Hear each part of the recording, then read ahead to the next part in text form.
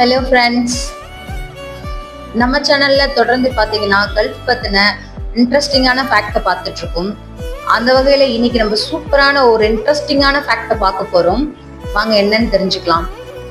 1959 வரைக்குமே Kuwait, Qatar, Oman மாதிரியான gulf கண்ட்ரிக்கு கரன்சியா நம்ம இந்திய ருபீஸ் தான் இருந்துச்சு. வர்த்தகம் ஈஸியா இருக்கணும்ன்றதுக்காக பிரிட்டிஷ் இந்த சிஸ்டத்தை இன்ட்ரடியூஸ் பண்றாங்க. இண்டிபெண்டன்ஸ் கிடைச்சதுக்கு அப்புறமும் கல்ஃபுக்குன்னு தனியா ஒரு கரன்சி இல்லாததுனால அவங்க தொடர்ந்து நம்ம கரன்சியை தான் பயன்படுத்திட்டு இருந்தாங்க. அப்பதான் ஒரு பிரச்சனை வருது. ஸ்மக்லர்ஸ் என்ன பண்றாங்க, நம்ம ஊர் பணத்தை எடுத்துட்டு போய் நிறைய தங்கம் வாங்கிட்டு வந்து அதை திரும்ப இந்தியாவுக்கு கொண்டு வந்து அதிகப்படியான லாபத்துக்கு விற்க ஆரம்பிச்சிடுறாங்க. இதனால இந்திய பணத்தோட மதிப்பு ரொம்ப குறைய ஆரம்பிச்சிருது.